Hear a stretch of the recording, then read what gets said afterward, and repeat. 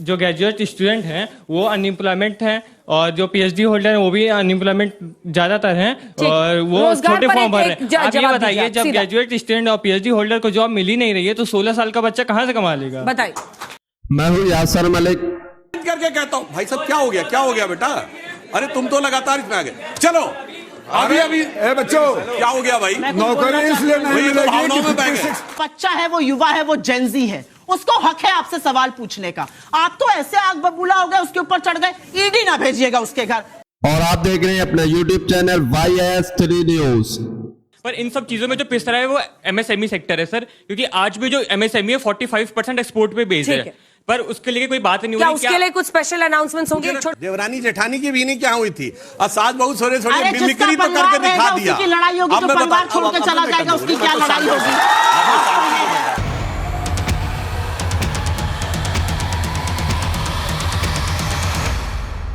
जनता ने जब बेरोजगारी, महंगाई, जॉब्स और डॉलर और रुपये के बारे में सवाल पूछा तो बीजेपी के प्रवक्ता की कैसे हवा निकल जाती है और बीजेपी के प्रवक्ता कैसे उस जनता से लड़ने लगते हैं, उसके ऊपर हावी होने लगते हैं, उसको खामोश कराने लगते हैं। जिसके बाद जनता का और आक्रामक रुख देखकर और तीखे तीखे सवाल देखकर बीजेपी के प्रवक्ता बिल्कुल हिल जाते हैं और अंजना ओम कश्यप से बचाने के लिए बोलते हैं, लेकिन अंजना ओम कश्यप भी बचा नहीं पाती है। साथ के साथ कांग्रेस की प्रवक्ता सुप्रिया श्रीनेत ने तो पूरी धज्जियां उड़ाकर रख दी है, पूरी बीजेपी को एक्सपोज कर दिया है, बीजेपी के प्रवक्ता को एक्सपोज कर दिया है, गोदी मीडिया एंकरों को एक्सपोज कर दिया है। महंगाई, बेरोजगारी पर जब आंकड़े दिए सुप्रिया श्रीनेत ने तो बीजेपी के प्रवक्ता माथा पकड़कर बैठ गए थे और बिल्कुल हैरान थे कि ये क्या हो गया है। आप लोग ये पूरी डिबेट देखकर जाइए, बहुत शानदार डिबेट हुई है। बजट पर ये डिबेट थी और जो कुछ भी मतलब डॉलर और रुपये के जो अंतर है उसके बारे में जब बताया गया, सारी सच्चाई सामने आई तो बीजेपी प्रवक्ता कैसे हैरान हो गए। आप लोग पूरी डिबेट देखिए। हाथ कंगन को आरसी क्या, पढ़े लिखे को फारसी क्या, रुपए की बात कर रहे हैं। ठीक है भाई, डॉलर गिर रहा है, दुनिया की तमाम करेंसी इंक्लूडिंग एशिया की करेंसी इस डॉलर के खिलाफ स्ट्रेंथन कर रही हैं। हम एशिया की वर्स्ट परफॉर्मिंग करेंसी क्यों हैं? अरे भैया, मुझे इस बात की शर्म है, इतने अच्छे दिन नहीं चाहिए थे कि पाकिस्तान के रुपए के खिलाफ हम 6% गिर गए, बांग्लादेश के टका के खिलाफ गिर रहे हैं, श्रीलंकन करेंसी के खिलाफ गिर रहे हैं, और सुन लीजिए यूरो के खिलाफ गिर रहे हैं, सिंगापुर डॉलर के खिलाफ गिर रहे हैं, ऑस्ट्रेलियन डॉलर के खिलाफ गिर रहे हैं। तो रुपए की जब आप बात करते हैं तो इन सब चीजों का जवाब दीजिए कि डॉलर के गिरने के बावजूद रुपया स्ट्रेंथन नहीं हो रहा है। एशियन करेंसीज के कंपैरिजन में बोल रहे हैं। अंजना जी एक मिनट, बहुत लंबा बोले थे। मुझे लगता है सास बहू के सीरियल्स के साथ साथ मुशायरे का भी बड़ा शौक रखते हैं, बार बार मुशायरा, ढंग की बात करते नहीं है। अरे भैया, वहां का प्राइम मिनिस्टर कितने लोगों को ले आया मेहमान नवाजी से, उसका क्या फर्क पड़ता है? आपने डिबेट शुरू किया था, अरे आपने डिबेट शुरू किया था पर कैपिटा इनकम से। हिंदुस्तान की पर कैपिटा इनकम $3000, अमेरिका की पर कैपिटा इनकम $90,000 और यूके की पर कैपिटा इनकम $60,000। कौन सा कंपैरिजन कर रहे हैं? और अच्छी बात यह है कि हिंदुस्तान की बात करिए ना, आपका एक बब्बर शेर था, मेक इन इंडिया, मिमिया क्यों रहा है? 12.8%। आप तो पढ़े लिखे बच्चे हैं, आप पढ़ने वाले लोग हैं, आपको बताया गया था कैसे आपके माँ बाप आपका खर्चा उठा रहे हैं। अच्छी बात बताई गई थी, माँ बाप को खर्चा नहीं उठाना चाहिए, शिक्षा का खर्चा सरकार को उठाना चाहिए। और यहां पर एक छोटी सी बात जल्दी अपनी बात खत्म करती हूँ। एजुकेशन का बजट आज से 11 साल पहले 4.7% ऑफ द टोटल बजट था, वो गिरकर 2.5% हो गया है। 90,000 सरकारी स्कूल बंद हुए हैं और असलियत यह है कि हायर एजुकेशन का बजट जो आप लोग पढ़ रहे हैं वो 2.5% ऑफ बजट होता था, अब वो 0.9% है। तो एजुकेशन पर प्रहार आप करें, डिफेंस 17% होता था, उसको गिराकर 13% पे प्रहार आप करें, और उसके बाद यहां पर मुशायरा मत पढ़िए सुधांशु जी, बात करिए, जवाब देखिए बाकी लोग जो चेहरा देखते रह जाएंगे। अब थोड़ा सा रुक जाइए, चलो। अरे गर्जना चाहिए था बब्बर शेर को। वैसे सास बहू के सीरियल की बात करते हैं, सास बहू की लड़ाई तो इनके पहले परिवार में हुई थी, देवरानी जेठानी की भी नहीं क्या हुई थी और सास बहू थोड़े थोड़े मिमिक्री तो करके दिखा दिया। उसकी लड़ाई होगी तो परिवार छोड़ के चला जाएगा, उसकी क्या लड़ाई होगी? मैं शांति से बैठा, अब मैं बता रहा हूँ। परिवार वालों में ही मनमुटाव। अच्छा, हम लोग बजट पे हैं, बजट पे बोलिए। हम मिमियाने की बात कह रही हैं, मेक इन इंडिया नहीं हुआ। अरे भारत ने, हाँ बिल्कुल, इनकी बात सुनिए, इनके लेवल यही है, क्योंकि ये लोग तो वो थे। आपने अभी तक एक आंकड़ा दिया पूरे बजट शो में, एक आंकड़ा दिया है। आपने म्याऊं म्याऊं किया है, आपने म्याऊं म्याऊं किया है, हमने तो आंकड़ा दिया है। अब सुनिए, भारत ने अपना एयरक्राफ्ट कैरियर जहाज बनाया, वो म्याऊं है। ब्रह्मोस बनाया, वो म्याऊं है। एक असॉल्ट राइफल बन रही है, वो म्याऊं है। सुनिए, हमारी सरकार आने से पहले मोबाइल फोन तो सब यूज करते हैं, 2 फैक्ट्री थी, हम बिगेस्ट प्रोड्यूसर, कंज्यूमर भी थे, प्रोड्यूसर नहीं थे। आज 340 फैक्ट्री हैं, $1 बिलियन का हमने एक्सपोर्ट किया, वो म्याऊं है। ये आईफोन की सबसे बड़ी फैक्ट्री भारत में लगी, वो म्याऊं है। अरे भाई, अपने कान पे बोलिए भाई, क्या बीच में, मुझे पता है ना, बोलने में म्याऊं करने में बहुत सारी समस्या हो जाती है। और ये लोग तो बताएं म्याऊं में कैसे। भारत की संसद के ऊपर जो शेर लगे थे, ये गए थे कोर्ट कि वो आक्रामक दिख रहे हैं, क्योंकि शेर भी इनको दहाड़ने वाले नहीं, म्याऊं म्याऊं करने वाले चाहिए थे। अच्छा ठीक है, अब इस बहस को आगे लिए चलते हैं। सिद्धार्थ जी, 1 सेकंड, सिद्धार्थ प्लीज छोटी सी बात उनको मत देती मौका, आपने उनसे। अरे भाई, आपने बीच में बोला, क्यों नहीं कर सकती? मेरा प्रेरोगेटिव है, प्लीज छोटा सा जवाब, छोटा जवाब। सहयोगी दल को मौका दीजिए, सहयोगी दल को मौका दीजिए, हम देने को तैयार है। सहयोगी दल को मौका दीजिए। इंडी गठबंधन छोटा सा साथ, अरे आप वाले भी लड़ रहे हैं, एनडी गठबंधन। $100 बिलियन चाइना के साथ ट्रेड डेफिसिट आपने किया है। जिस चाइना को लाल आंख दिखाने की बात करते थे, लाल कमीज पहनकर आंखें मूंद ली हैं। $100 बिलियन का ट्रेड डेफिसिट का नतीजा। सिद्धार्थ, 2 पल आप रुक जाइए सर प्लीज। सिद्धार्थ जी, 2-3 बिंदु जिस पर मैं आपसे चाहती हूँ, उसके बाद राजीव राय जी के पास जाऊंगी। नहीं, मैं आपसे सवाल पूछ रही हूँ, इसको थोड़ा सा स्ट्रीमलाइन। ऐसे इनकी बातें सुनकर बच्चे भी कंफ्यूज हैं। हाँ, सही बात है। इसके बाद राजीव जी आपके पास आऊंगी। सिद्धार्थ, 2-3 चीजें। सबसे पहले तो चीफ इकोनॉमिक एडवाइजर कह रहे हैं कि ये जो डेप्रिसिएटेड रुपी है, ये हमें अमेरिका के टैरिफ्स को कम्बैट करने में इस वक्त मदद कर रहा है, ये कह रहे हैं वो। इसका क्या अर्थ है? और कब जाकर, मतलब 92 हो गया है, मतलब कब जाकर, मतलब इसको सीरियसली लेने की जरूरत है? और ये डी डॉलराइजेशन क्या वाकई इतना आसान और सडनली हो जाएगा? देखिए, 2008 में रुपया 40 रुपये था डॉलर के लिए। 2013 में 68 हुआ। 2013 से अभी तक का अगर आप डेप्रिसिएशन देखेंगे क्यूमुलेटिवली, और ये पॉलिटिकल बात नहीं है, रुपी डेप्रिशिएट होता गया है। पिछले 4-5 महीने में क्यों ज्यादा हुआ? क्योंकि ट्रंप के टैरिफ्स का जवाब आप कैसे दें? आवश्यकता यह है कि अगर अमेरिका में हमारा निर्यात कम हो रहा है 50% के कारण, तो दूसरे मार्केट में हम भेजेंगे। अगर आपके किसी सब्जेक्ट में नंबर कम होते हैं, जो आपकी टोटल परसेंटेज है, आप प्रयास करते हो कि दूसरे स्ट्रॉन्ग सब्जेक्ट से ज्यादा लाएं। कोई मैथ में कमजोर है तो वो ट्राई करेगा दूसरे सब्जेक्ट से। इसलिए हमारे रुपये की कहानी 2 चैप्टर्स में है। एक लॉन्ग टर्म, पिछले 15-20 वर्षों से हमारी अर्थव्यवस्था में जो बदलाव आया है और हमारी जो डिपेंडेंसीज हैं। दूसरा पिछले 5-6 महीने का है। अगर इसमें रिवर्सल आना है तो 2 चीजें आवश्यक होंगी। एक, यूएस की जो करेंसी है वो कमजोर पड़े। इसका मायना है कि जो ट्रंप साहब की आर्थिक नीतियां हैं, जिस पे बहुत सवाल अब अमेरिका में भी उठा रहे हैं, और आपने एक चीज नोटिस की होगी पिछले सप्ताह भर में, खासकर 10 दिन में, कि जो एक G5 होता था, आज उस G5 में दरार है। अमेरिका अकेला बैठा है, यूके, कनाडा, फ्रांस, जर्मनी सब अब अमेरिका विरोध की बातें करें। इसलिए आने वाले समय में, जैसे ही मान लीजिए अगर टैरिफ के निर्णय को यूएस सुप्रीम कोर्ट खारिज करता है, अगर यूएस में इन्फ्लेशन बढ़ती है, तो डॉलर का जो रुख है वो बदलेगा और हमारी करेंसी का रुख सुधरेगा। अब एक इकोनॉमिक डिबेट है कि हो जाएगा यूएस के साथ, तो एफटीए होने से सेंटिमेंट में रिवर्सल होगा। एक चीज और, क्योंकि परचेजिंग पावर पैरिटी से बात शुरू हुई थी, हमें अपनी परचेजिंग पावर पैरिटी को तुलनात्मक दृष्टि से चाइना से कंपेयर करना चाहिए, क्योंकि चाइना और भारत की पॉपुलेशन लगभग सेम है। 1.41 वर्सेस 1.45 बिलियन उनकी ग्रोथ 1980 में शुरू हुई। हमारी ग्रोथ मनमोहन सिंह जी डिबेट को पूरा देखकर जाइए। अब आगे जनता के तीखे सवालों से बीजेपी प्रवक्ता की हवा निकलने वाली है और बीजेपी के प्रवक्ता जनता से लड़ने वाले हैं, तो पूरी डिबेट देखिए। पावर पैरिटी को पर कैपिटा को पीपीपी बेसिस पे देखना चाहिए। जो यहां पे इकोनॉमिक्स पढ़ते हैं they will agree with me. और अगर उसमें आप तुलनात्मक कंपैरिजन करें तो चाइना हमसे 2.5 गुना हाँ, हम 2818 पर है और वो 13806 पर। बट अगर हम ट्रिपल पी बेसिस पे कंपैरिजन करें, वो हमसे 2.5 गुना है। उस 2.5 गुना के पीछे क्या है? 2-2.5 दशकों के लिए चाइना ने 10% से ज्यादा ग्रोथ की। उसने पूरे विश्व भर में एक्सपोर्ट मार्केट कैप्चर किया है। वो मैन्युफैक्चरिंग कैपिटल है दुनिया का। और एक आखिरी बात अंजना जी, पिछले 3 महीने में ही $75 बिलियन की एफडीआई की अनाउंसमेंट्स हुई हैं।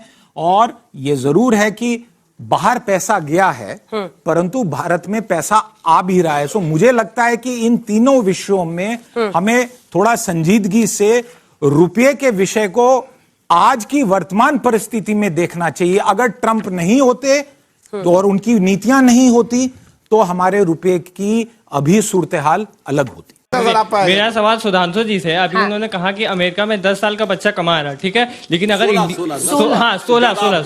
16 साल का बच्चा कमा रहा, ठीक, लेकिन अगर इंडिया का बजट देखा जाए 10 साल में, हमारे यहाँ एजुकेशन पे पर ईयर बढ़ा ही है हमारा एजुकेशन का बजट, लेकिन जो ग्रेजुएट स्टूडेंट हैं वो अनएम्प्लॉयमेंट हैं और जो पीएचडी होल्डर हैं वो भी अनएम्प्लॉयमेंट ज्यादातर हैं और वो छोटे फॉर्म भर रहे हैं। आप ये बताइए, जब ग्रेजुएट स्टूडेंट और पीएचडी होल्डर को जॉब मिल ही नहीं रही है तो 16 साल का बच्चा कहां से कमा लेगा? बताइए। मैंने तो आपसे ये कहा 16 साल का इसलिए कमा रहा कि माँ बाप ने बाहर कर दिया है। भाई तू जा, हमारे यहाँ माँ बाप साथ में रख रहे हैं। हमारे यहाँ कोई नहीं कहता कि तू जा भाई, हमसे तेरे से मतलब नहीं। एक और बेटा समझो बात को, वहां जानते क्या है, वहां तो मदर और फादर भी हाफ फादर हाफ मदर है। सुनिए, वहां हाफ फादर हाफ मदर है। पता नहीं मदर का पति भी फादर है कि फादर की पत्नी भी मदर है, ये भी नहीं पता। वहां से तुलना मत करो इस मुद्दे में। वैसे मैं एक बात उन्होंने कही, भाई ये बताइए बेरोजगारी की दर इस समय कितनी है?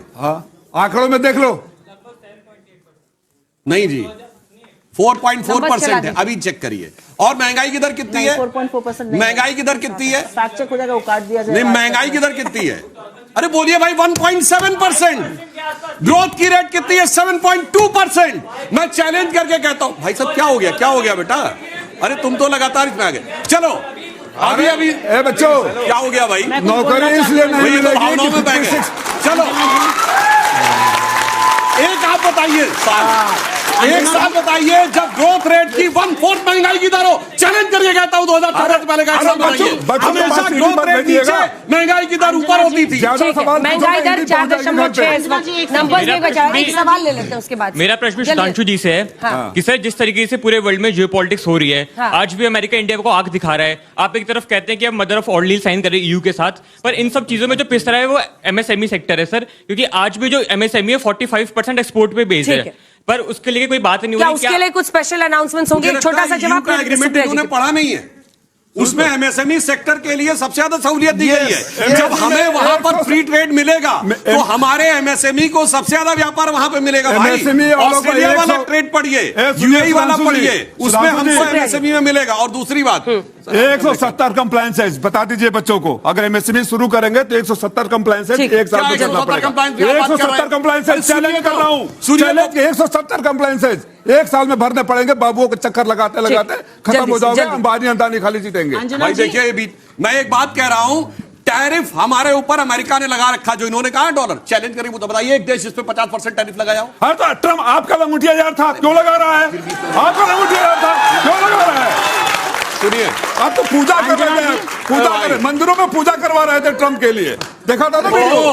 पैसा दे रहे थे। आज इनका यार बना हुआ है। किसका यार? आज इनको लग रहा है। मैं दूसरी बात कर रहा हूं, सुनिए, ये बोले फिर मैं आपको बता रहा हूं। और क्यों मोदी जी नहीं कह रहे? हार्वर्ड लुटनिक ने, जो वहां का कॉमर्स सेक्रेटरी है, उसका स्टेटमेंट क्या था? पहले सुने, फिर भी बोलने लगे, बोलने लगे। उसने कहा कि Trump was expecting a call from Modi, और डील इसलिए नहीं हुई क्योंकि हमारे यहाँ शेयर बैठा, म्याऊं करने वाला नहीं बैठा। तो इन्होंने बोला किसानों के हित की वजह से आज किसानों को अलग एग्रीकल्चर प्रोडक्ट को रखने की वजह से ही सिर्फ डील नहीं हो रही है। और यूरोप में ईमानदारी से कह रहा हूं, 2006 से इनकी सरकार के समय से चल रही थी। क्यों नहीं हुई?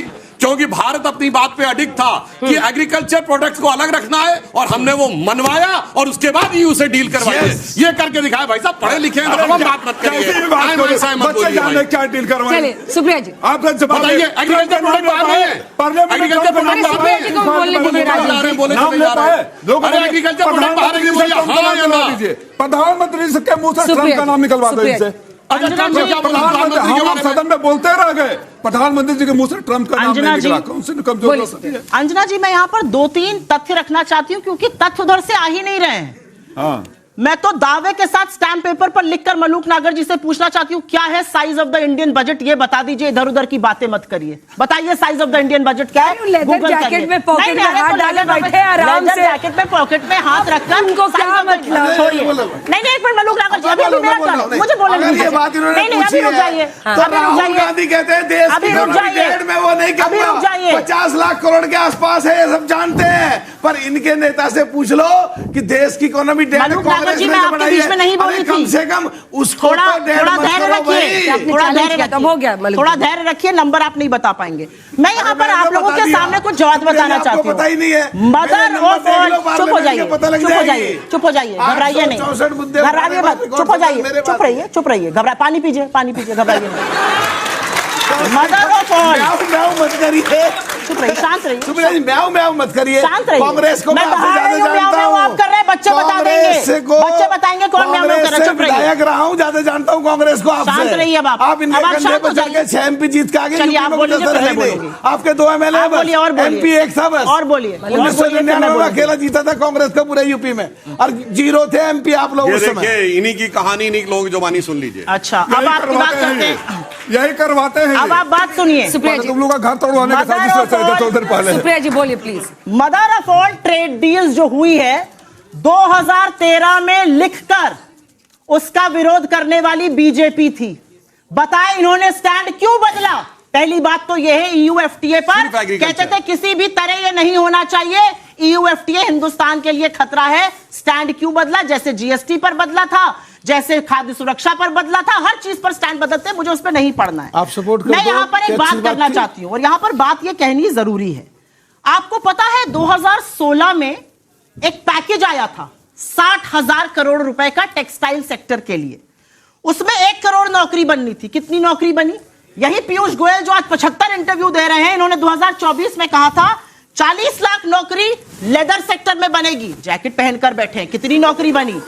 यही पीयूष गोयल ने कहा था जब रेलवे मंत्री थे। मेरी जैकेट से दिक्कत है, राहुल गांधी इकोनॉमी डेड कहते हैं, इससे दिक्कत है, या हर जगह आप चुनाव हार जाते हो, इससे दिक्कत है। आप किसानों की बात नहीं करते हो, या आपको इससे दिक्कत है? आपने छेड़ा उनको लेदर पे। आप बार बार कह रही थी, मुझे भी याद आ गया, लेदर की जैकेट पहनकर बैठे हैं। मैं तो भैया शांति में यकीन करता हूं। बताइए, ढंग की बात कर रहे हैं, किसानों की बात करते नहीं, गरीबों की बात करते नहीं, दलितों की बात करते नहीं, पिछड़ों की बात करते नहीं, देश की इकोनॉमी डेड। क्या वर्बल डायरिया हो गया क्या? पानी पीजिए ना। आपके जैसे युवाओं के लिए इस सरकार ने 1 करोड़ इंटर्नशिप देने की एक स्कीम लॉन्च करी थी 2 बजट पहले, याद है आपको? 1 करोड़ इंटर्नशिप मिलने वाली थी। पता है कितने लोगों को मिली? 10,000 लोगों को। 1 करोड़ मिलनी थी, 10,000 को मिली। इसलिए मैं पूछती हूं, 3 एम्प्लॉयमेंट इंसेंटिव स्कीम लाई गई, 2 करोड़ रोजगार बनना था, कितने रोजगार बने? और मुझे सिद्धार्थ जी से यहां पर थोड़ी सी शिकायत है, क्योंकि मैंने उनके साथ पत्रकारिता की है। आपने 68 का फिगर 2013 में बोला था, 7 महीने में वो 58 पे आ गया था। मोदी जी को रुपया 58 पे मिला था, जो 92 पे पहुंचा है। और इस बात की यहाँ पर स्वीकार किया कि इनके टाइम में कितनी भयानक नीचे गया। 58 पे दिया था, 58 पे।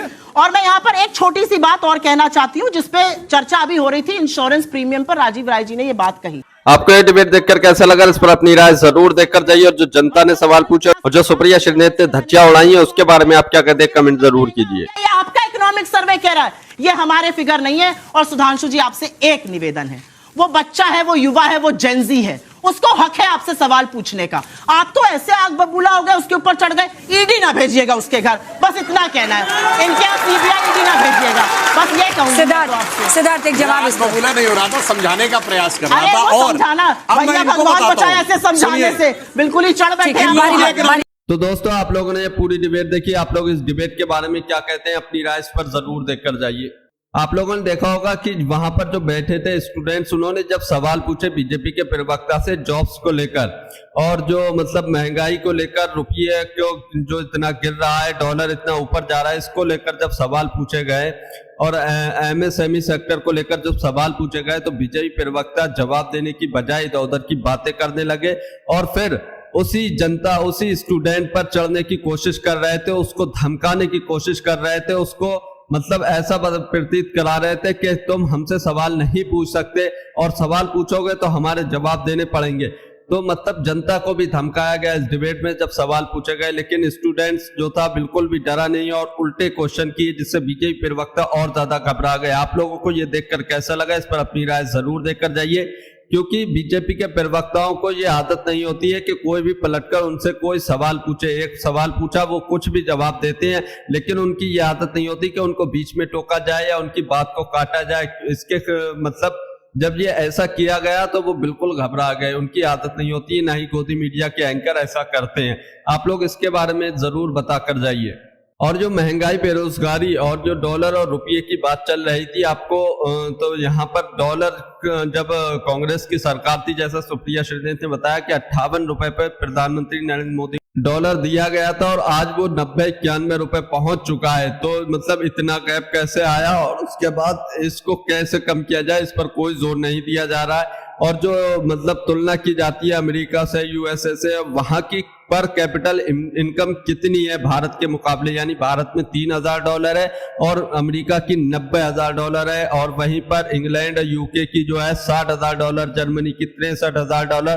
तो इनकी तुलना कैसे कर सकते हैं कि भारत की जो मतलब महंगाई और बेरोजगारी है, तो इनकी तुलना नहीं की जा सकती। यही इसी पॉइंट पर सुप्रिया श्रीनेत ने धज्जियां उड़ाई बीजेपी की प्रवक्ता की, और जो जनता के ऊपर बीजेपी प्रवक्ता गुस्सा कर रहे थे उस पर भी सुप्रिया श्रीनेत ने बीजेपी प्रवक्ता की अच्छी खासी रेल बना दी। आप लोगों को ये देखकर कैसा लगा, इस पर अपनी राय जरूर दीजिए।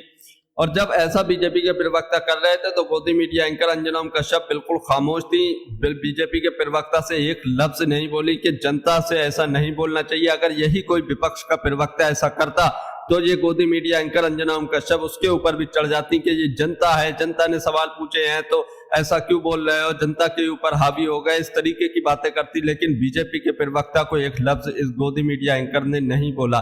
तो आप लोग इसके बारे में क्या कहते हैं जरूर बताकर जाइए। और ये जो बजट आया है उस पर आप लोग क्या कहना चाहते हैं, ये बजट कितना सही है, कितना गलत है? जैसा विपक्ष लगातार आरोप लगा रहा है कि इसमें मीडियम वर्ग के लोगों के लिए कुछ भी नहीं है, इंश्योरेंस में जो मीडियम वर्ग के लोग हैं उन तक इसके फायदे नहीं पहुंचेंगे, और जो कुछ भी बताया गया है, जो चीजें सस्ती की गई हैं और जिन चीजों पर रेट बढ़ाए गए हैं, आप लोग उसके बारे में क्या कहते हैं कमेंट जरूर करके जाइए।